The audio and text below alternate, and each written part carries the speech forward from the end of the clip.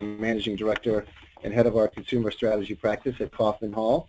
And by way of just quick background, I spent most of my career, about 25 years, actually outside of healthcare, excuse me, working in the consumer products industry, actually starting out in the old days on the old Gatorade brand with the Quaker Oats Company, and then spent the next 20 years or so actually starting and leading several firms that provided insight analytics and research to consumer product companies like Procter & Gamble, Kraft Foods, and the like.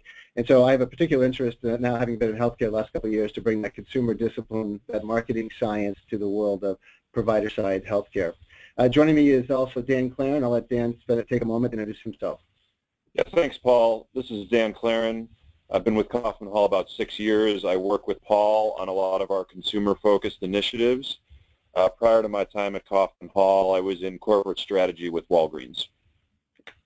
What we'd like to accomplish today is a couple things. We're going to spend the first part of our discussion just kind of walking through the key highlights, the key learning from our 2016 State of Consumerism in the Healthcare Industry report, which was fielded last spring. We'll talk through the implications and a little bit of who's doing what, lessons learned, and opportunities for future improvements.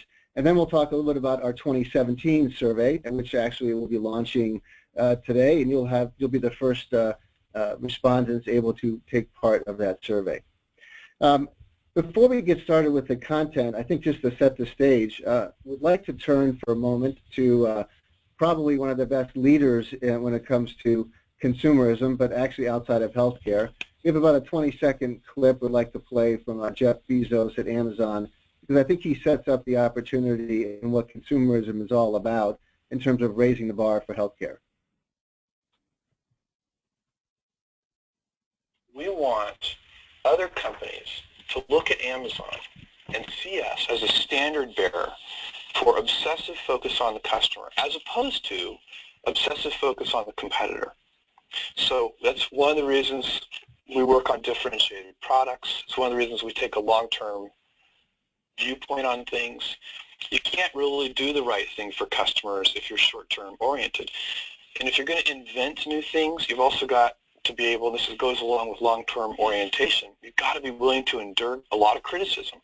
You know, if you're going to put, Kindle is a good example, if you're going to put your back into reinventing a 500-year-old industry, some folks are going to get ornery. Thanks, Jeff. Hopefully no one will be ornery of the next 30 to 45 minutes or so. But we actually like to put Jeff up as a starting point simply because he raises the bar for what we need to think about. What does it mean in terms of meeting the consumer's needs? And it's not enough to compare, say, hospital system A versus hospital system B, but rather what are the needs and expectations of consumers more broadly. So on page 2, one of the things we also found is that when we talk about consumerism, everyone has a different definition of what it is. But rather than get into all the details, I think it's quite simply to focus on that first definition, which is simply the promotion of the consumer's interest. And in a broader sense, it's simply understanding who your potential customers are, what they want, and how, as a hospital system or healthcare provider, you can meet those needs better than anybody else.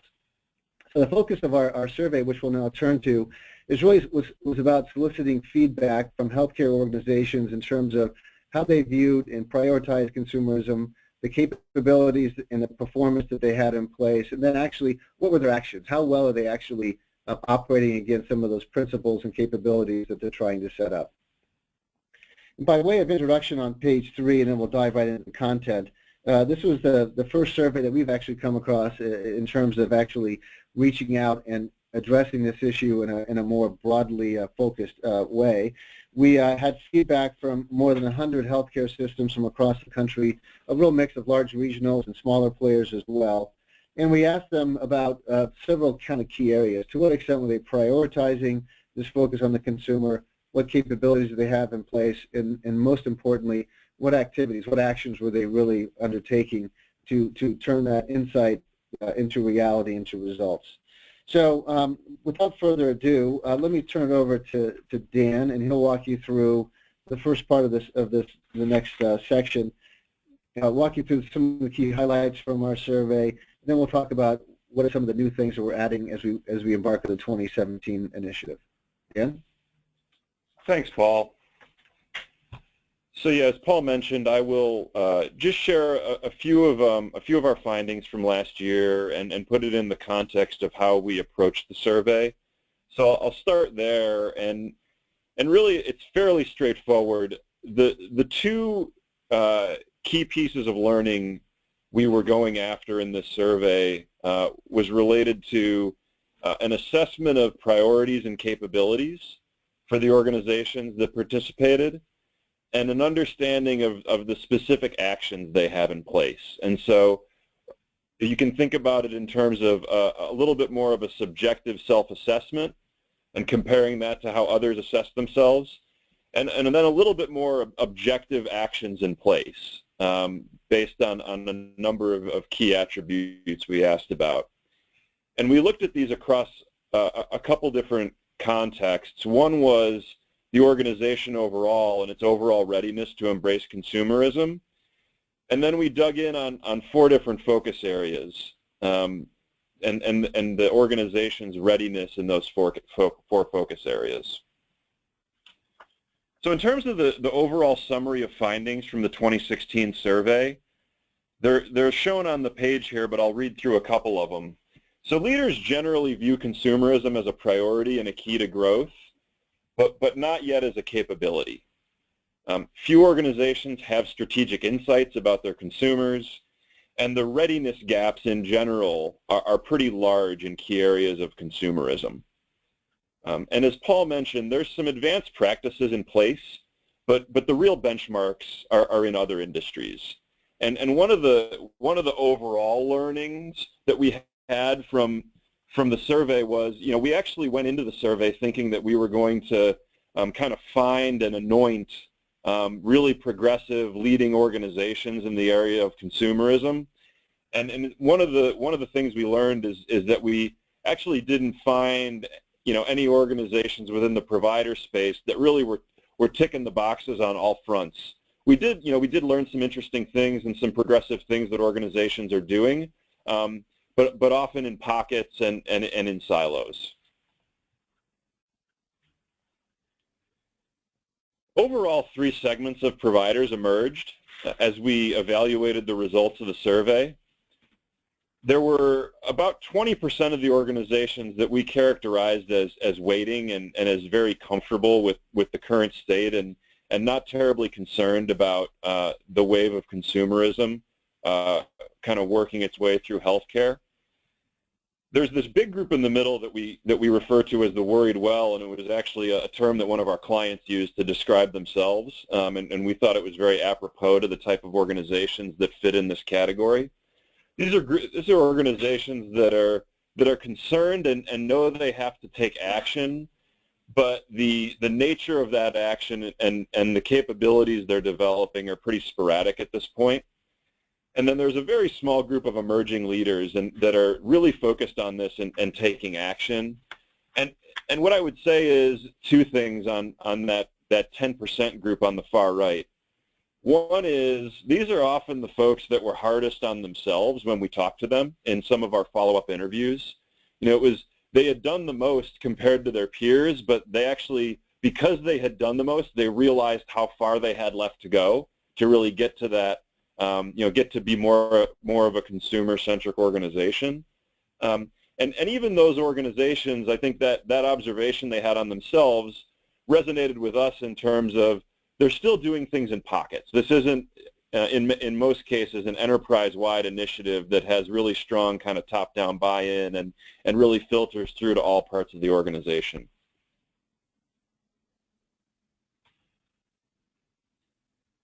Some details on the next page here. So this relates back to the summary point I made a couple pages back around consumerism being a priority but not yet a capability. So what we learned was for about 2/3 of organizations that responded, and this again was over 100 healthcare provider organizations that participated, they said that consumer centricity is an above average organizational priority for them. So it's a priority. It's on their radar, and it's something that they're thinking about and beginning to plan for.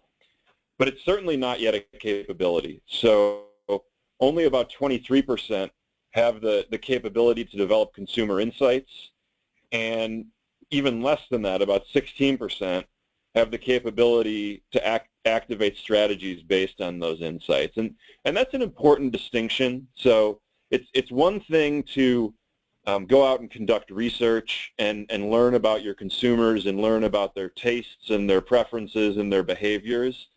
And that's certainly a good step in and of itself. But the real key here is then connecting it to the planning and the key decisions that your organization needs to make and the investments that you have to consider. So I think that's a really important distinction. And as we said here, only about 1 in 6 organizations reported that they've really kind of begun to bridge that gap.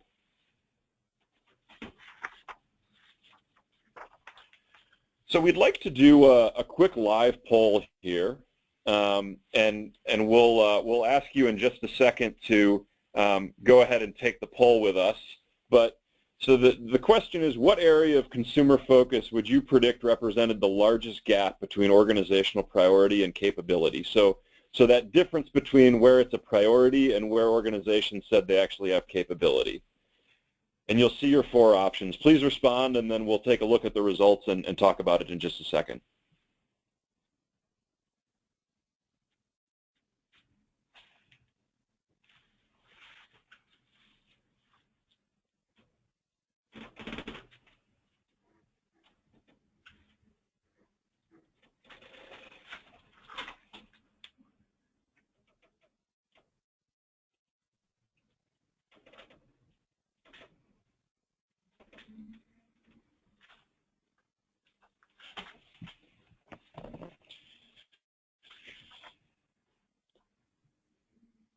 All right, so we went above the 80% participation rate, and so we'll talk about the results then. It looks like, based on the results, that about 10% said it would be patient experience, about 35% said it would be consumer insights, and then there was a kind of a mix of patient access and strategic pricing in the remaining 2 that were pretty close at 26 and 29%. So let's take a look actually at how that compares to the survey respondents from last year and how they evaluated their priorities and capabilities. And actually what's really interesting here is that the one that only 10% said would be the biggest gap is actually what the survey reported back as being the largest gap. So let me orient you to the page here, and then we can talk about the contrast between the live poll we just did and what the numbers on the page here show. And in the blue is the level of priority that the respondents indicated related to this area, and then in the orange is the level of capability that they reported in this area. And so the biggest gap, 61-point difference between 79% and 18%, was in patient experience actually. And there were, it's large. It's certainly not the only large gap here on the page. And so as you can see, as you go across these really key focus areas of experience, insights, access, and pricing, what you see is a pretty uniform trend of some pretty big gaps between reported priority and reported capability. And so actually very interesting. You would think that given how long we've been focused on patient experience as an industry, we might report a little bit better capability on that. One potential hypothesis there, one thing to note is in the way that we're thinking about experience in this kind of brave new world of thinking about our patients more as consumers and as customers, the experience needed to go well beyond the kind of the traditional HCAHPS patient experience, within the 4 walls or while the patient is in the hospital bed.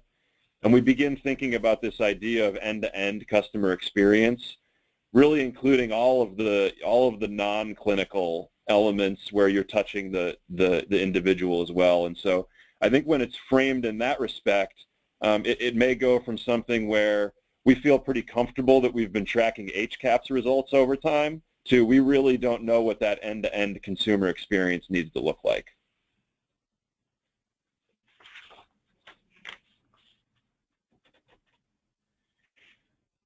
So we wanted to share a little bit of detail that will be somewhat representative of the type of results that we will have coming out of the 2017 version of the survey. And we chose patient experience here because it did represent the largest capability gap on the previous page, and so wanted to give a little bit of extra color on that. So the pie chart on the left here is basically a little bit of a drill down into how well the organizations rated themselves in terms of their ability to understand, measure, and improve the patient experience. And so of the various options here, only about 15% of the organizations said they were either best in class or advanced.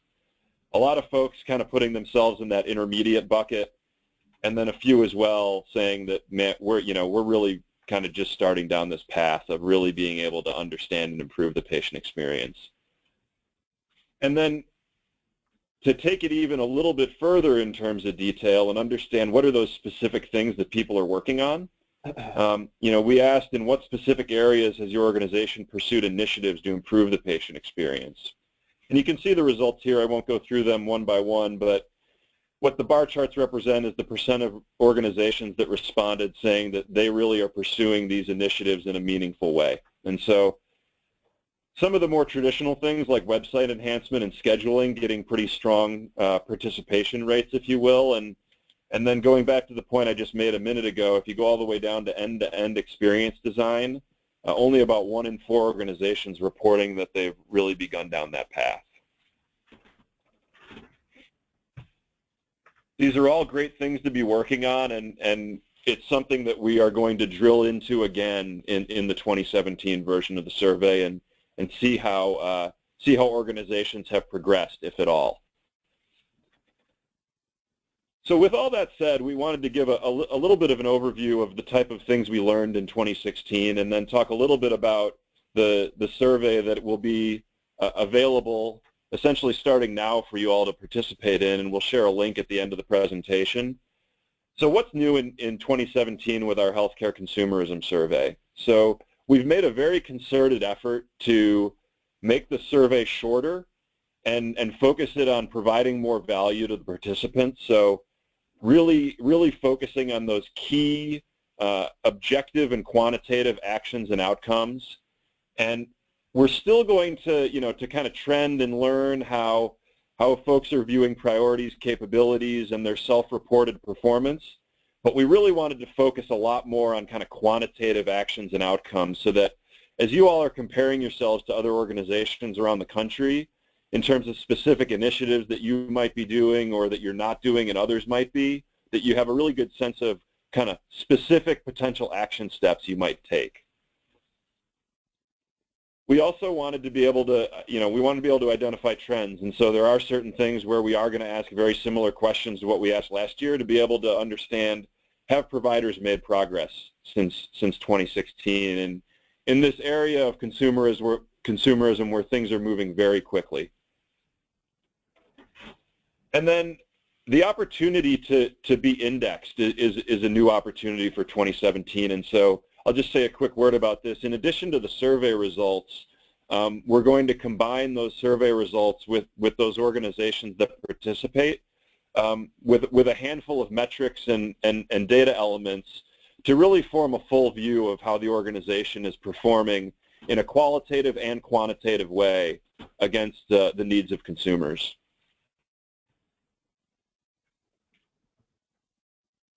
So the next page is our pitch as to why you should take the survey. We really feel pretty strongly about this. It's a relatively small investment of time. I mean, if you think about the, kind of in your daily work, how much time you spend in meetings and such, and doing things that probably at the end of the day you feel like your time could have been spent better elsewhere, I'm sure. I think this is a small investment of time for a lot of insight about where the industry is going and where it's at currently. The survey itself, just from kind of going through the survey, you'll get a lot of our point of view and a lot of our insights on key capabilities and activities and outcomes that providers need to focus on. And then there are going to be kind of levels of content that are offered based on whether you're a participant or not. And so, there will be a publicly available report that's pretty high level. that kind of anyone can view. But for respondents, you'll actually receive a free detailed industry report and chart book, including benchmarks on all of these quantitative activities that we've talked about, and the strategies that your peers are pursuing. And then any respondent can also request a free customized benchmarking report for your specific organization based on your results. And we'll compare your results to the industry in general. And we're happy to set up a WebEx or an in-person meeting with you to go through those results free of charge. So definitely some benefits from participating in the survey as opposed to not. Just wanted to give a little bit of context of how we've organized the survey this year. It is a little bit different than last year, but follows a similar structure. So there still is going to be a self-assessment where you can compare how you're assessing yourself versus how other organizations are assessing themselves in the areas of priority, capability, and outcomes. There's also a new series of questions around brand and value proposition, both related to how you view yourself, as well as how that might compare to how consumers in your market view you. And then we've really, as I mentioned, focused on key actions and strategies in the areas of access, experience, consumer insights, and pricing, really drilling into some details around what organizations are doing and not doing in key areas of being more consumer-centric. Wanted to provide a couple examples of the types of questions that will be included in the survey. So first of all, as I mentioned, measuring that range of kind of self-assessed capability. And this is an example of the types of capabilities that we're talking about really at a detailed level. So where is your organization in developing these capabilities? Things related to access, related to improving the consumer experience, related to digital tools and information to enable consumer engagement. And then really getting into specifics around where are you on the path? Have you not started? Have you hired a leader and maybe made some limited investments at this point? Or have you been measuring results for a while and you really have evidence that you've made a lot of success on this front? I think this will be really valuable for you to be able to evaluate how you're doing compared to how your peers in the industry are doing. And then, as I mentioned, a focus on really objective, specific strategies and initiatives.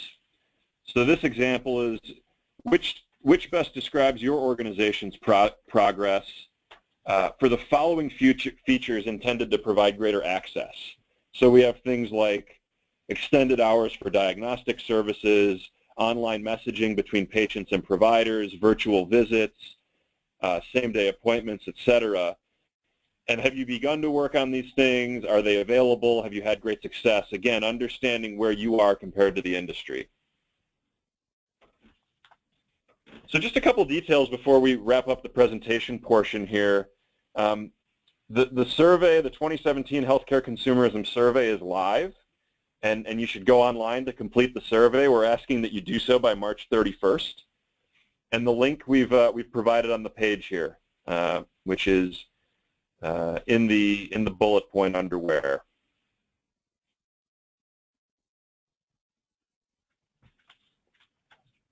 Okay.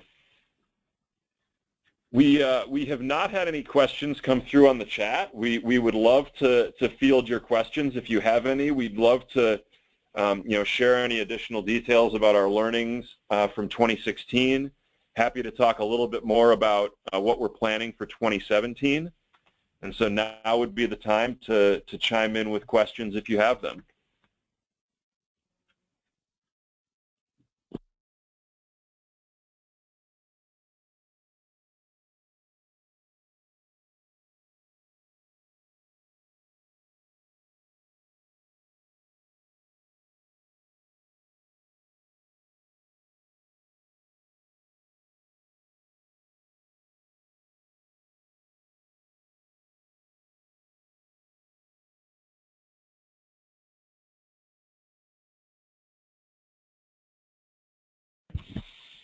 One of the questions was who participated in the 2016 survey.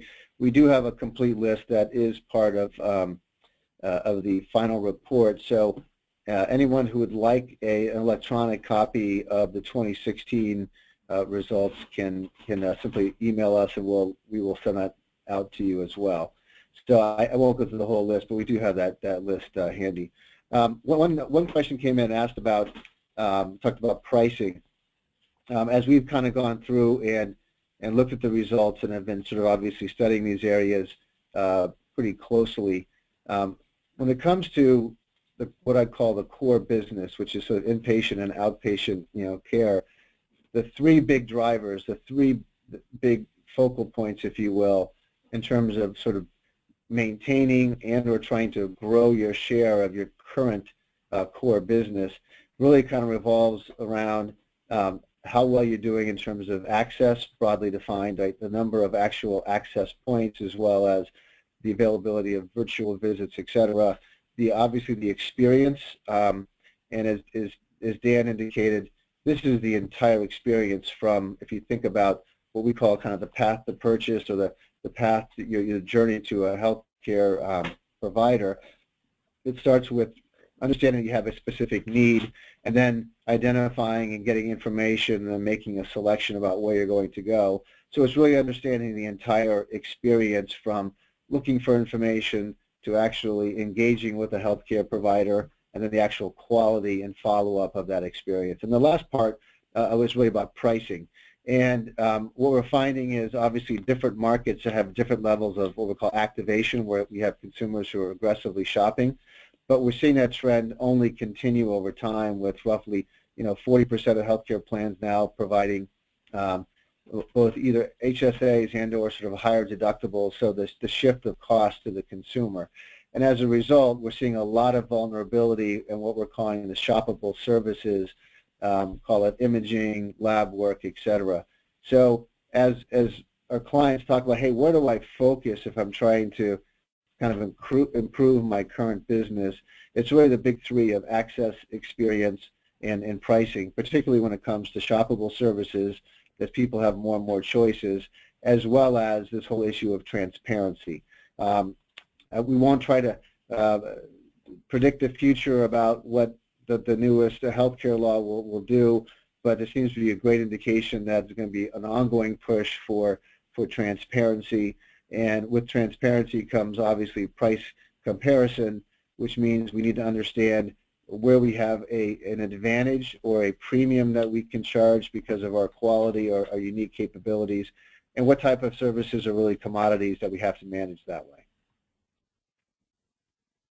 One note, and then I'll get to another question that came in. So the report that Paul referred to, the report on the 2016 survey, is actually, in addition to shooting us an email, it's also available as a handout on the webinar.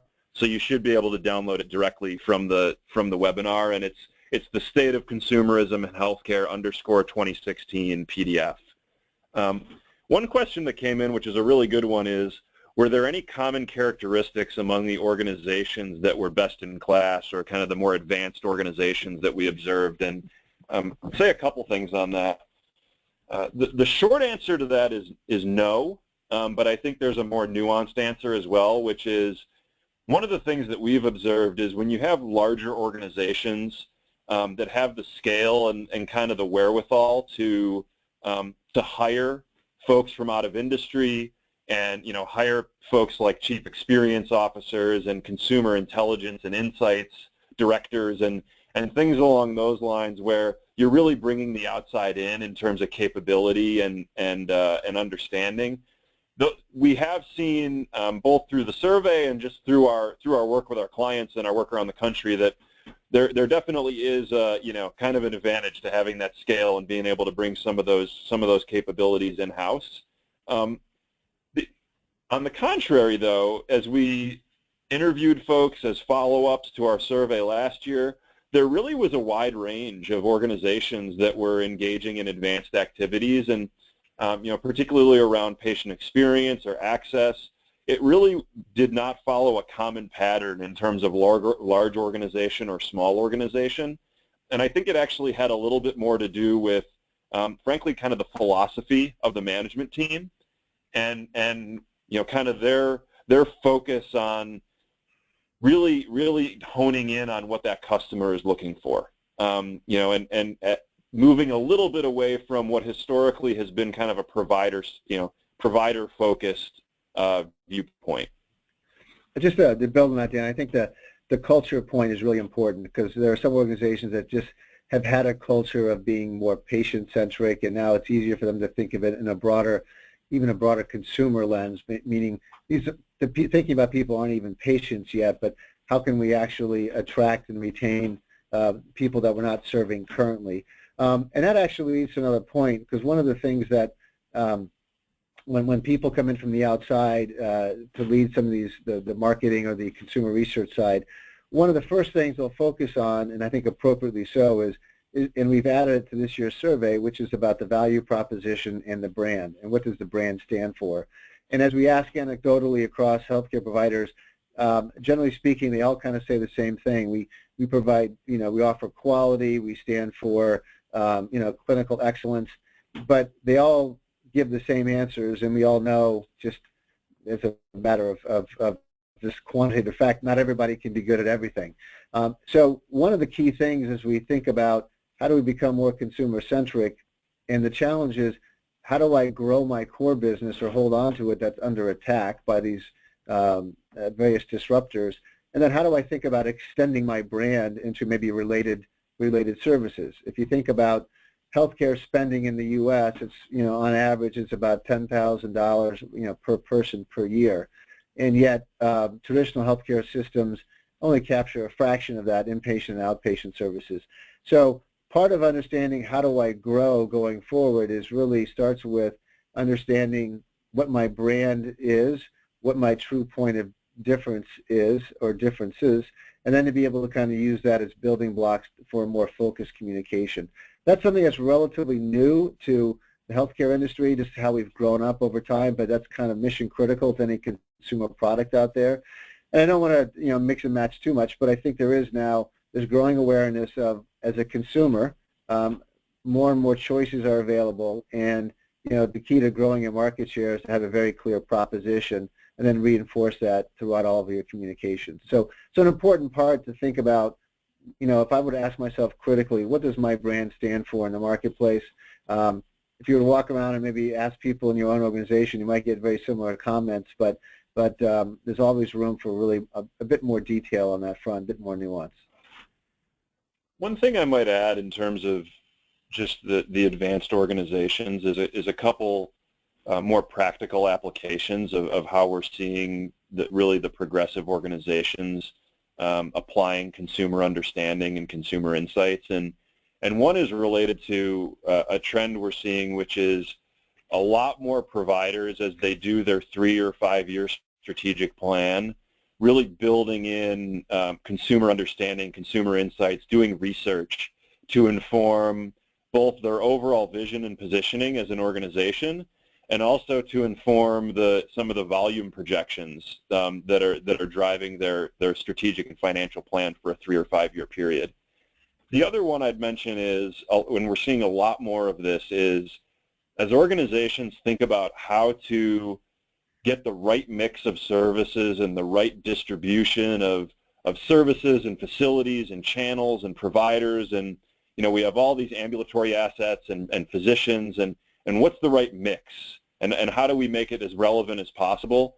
We're seeing a lot of folks build in consumer understanding to drive that kind of work, and really understand for some of these ambulatory services and primary care, how do consumers approach those decisions? How do they think about choosing different physicians and different sites of care in order to inform investments and reorganization of a delivery system?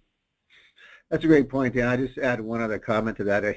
We always run into this too, because you say the word consumer, and it can irritate some folks, because, especially on the doctor side, because they feel in some ways that it's lessening that important patient, that personal relationship. But it's not meant to do that, obviously. It's just meant to reflect that there's a broader marketplace for healthcare services, and it helps us to kind of widen the lens by which we look at our potential position and the things that we could offer. So, but one of the things that's been really critical, I think, to people who are actually starting to get more traction in this area is thinking in two ways. One is, what's the foundation I need to build to be able to make my organization much more externally, much more customer focused? And then how do I put some points on the board, right? How do I actually show some results? And that often is the key to success. And as an example, some systems have said, I know I'm making a lot of revenue, a lot more money in elective surgery. I'm maybe underrepresented in the market, so I need to embark on an initiative to help me grow my share of that space. Those are all examples of helping to kind of drive results while also helping to change the culture and mindset of the organization. We'll give folks maybe another 30 seconds or so if they want to chime in with any additional questions.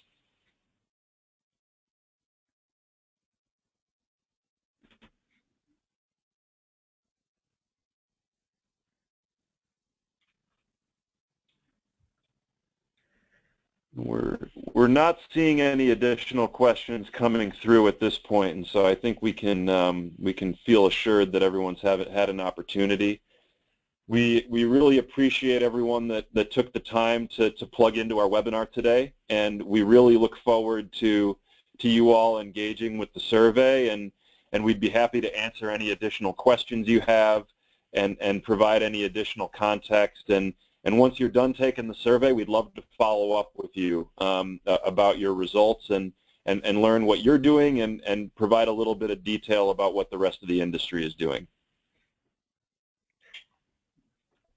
So that'll complete our webinar today. We appreciate everyone joining in, and we'll speak with you next time. Thank you.